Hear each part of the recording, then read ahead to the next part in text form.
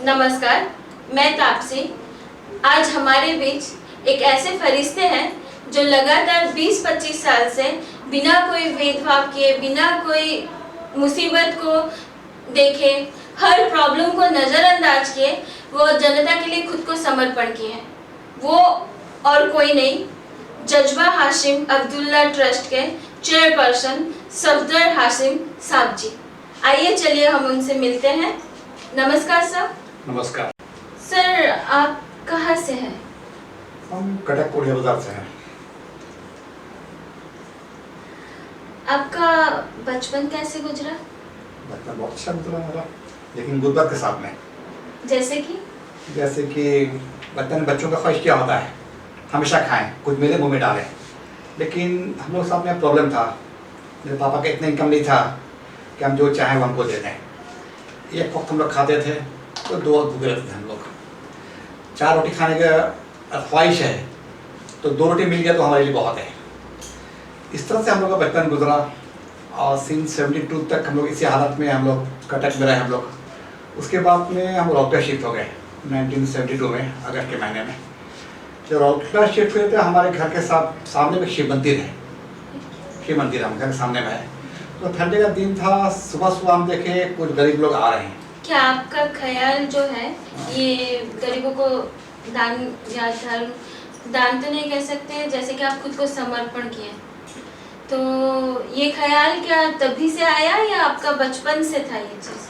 ये ख्वाहिश जो है कि मैं जिस तकलीफ से गुजरा हूँ कोई और इस तकलीफ को ना सहे, क्या ये बचपन से आपका ख्वाहिश था या 72 से राउरकेला में ही वो सडनली उन गरीबों को देख के आपके दिल में आया? जब से होश संभाले हैं, तो होश आया, मालूम मैच्योर हो गया है, तो हमेशा दिमाग में ये ख्याल आता था, हम लोग बचपन तो गुजरा है गरीबी से गुजरा हमारा।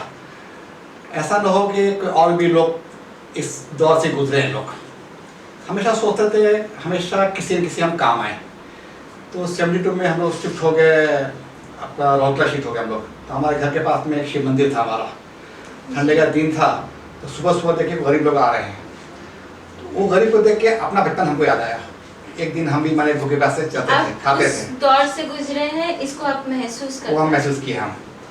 तो हम सोचे जो हम जिस दौर से हम गुजरे हैं उस दौर से कोई और ना गुजरे, ये सोच के हम अपना काम स्टार्ट किया अपना।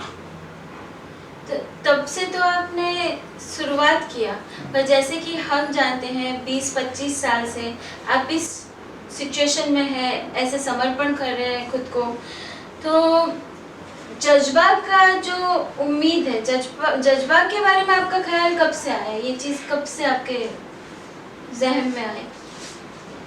हर एक काम करने का जज्बा होना चाहिए, ख्वाहिश होना चाहिए। आज हम लोग आप यहाँ पर हैं, ख्वाहिश तो हम यहाँ बैठे हैं, हम लोग बैठे हैं यहाँ पर।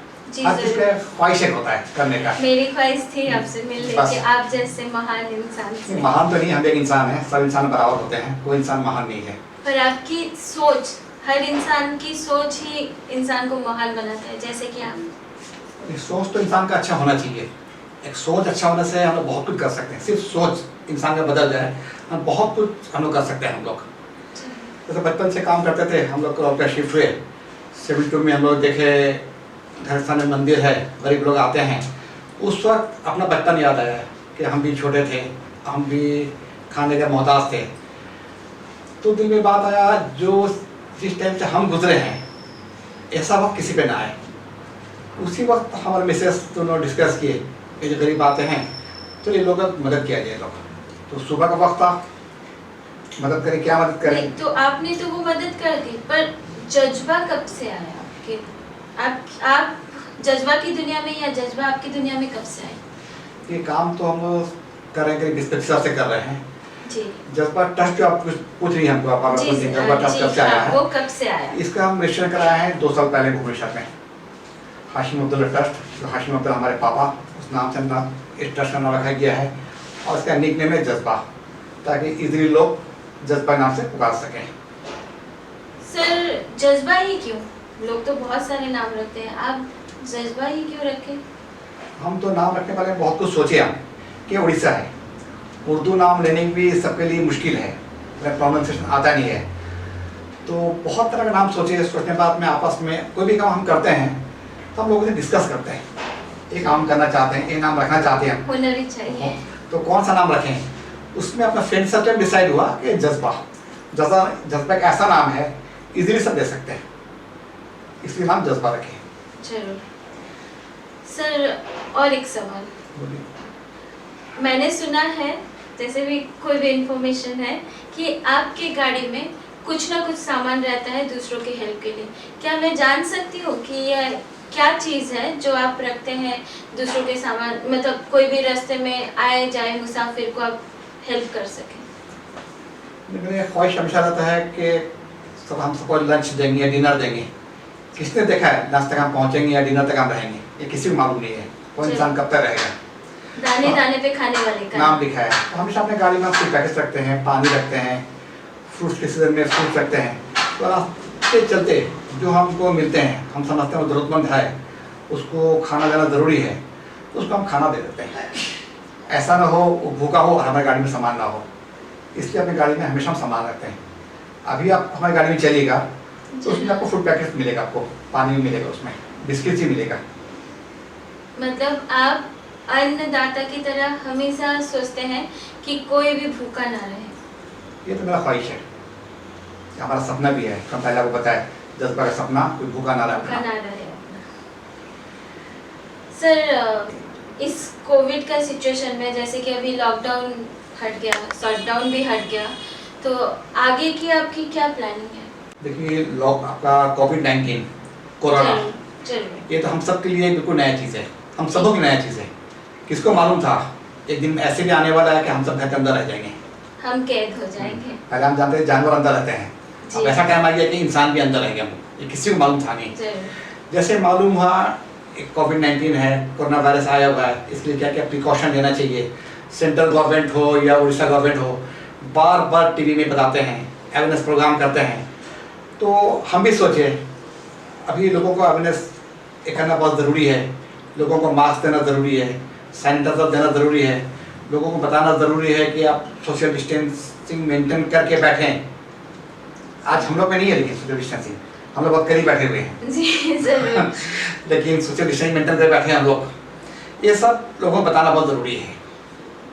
और ये प्रोग्राम हम लोग ख़त्म नहीं हुआ है, ये प्रोग्राम हम लोग का चलता रहेगा भी। मतलब आप जब तक हो सकेगा, मतलब जब तक है जान तब तक करने का। हाँ श्योर। सर, आप हमारे दर्शकों के लिए कोई मैसेज देना चाहते हैं? हम लोग को ये कहना चाहेंगे जो सेंट्रल गवर्नमेंट, उड़ीसा गवर्नमेंट जो हम लोग को सलाह दे रही है, जैसे सोशल डिस्टेंसिंग मेंटेन करना हुआ, मास्क पहनना हुआ, सैनिटाइजिंग यूज़ करना है, ये सबको खुद अख्तियार करें, खुद माने इस चीज़ को। हमेशा ये ना सोचें कि जो गवर्नमेंट बोलेगा वो हम करना है। अब हम लोग को खुद वो काम करना है, गवर्नमेंट चाहती है, खुद अवेयर रहना हम लोग का है। जी ज़रूर। चलिए, हम जितना भी जानेंगे ऐसे महान व्यक्ति के लिए, वो सब कुछ हमारे लिए आज के लिए कम है, वक्त कम है हमारे पास। तो आज के लिए हम विदाई लेते हैं, फिर कभी मिलेंगे, कुछ नई बातें और जानेंगे। आज बस इतना कहना चाहती हूँ, जज्बा का सपना, कोई भूखा ना रहे अपना।